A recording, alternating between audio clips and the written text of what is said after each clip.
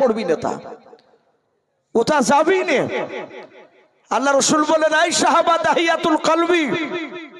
রমদেশের সম্রাটের দরবারে সম্রাট একাই থাকে না, রাতে দিনে মিলে তার কাছে 5000 লোক তাকে যুক্তি পরামর্শ দেয়।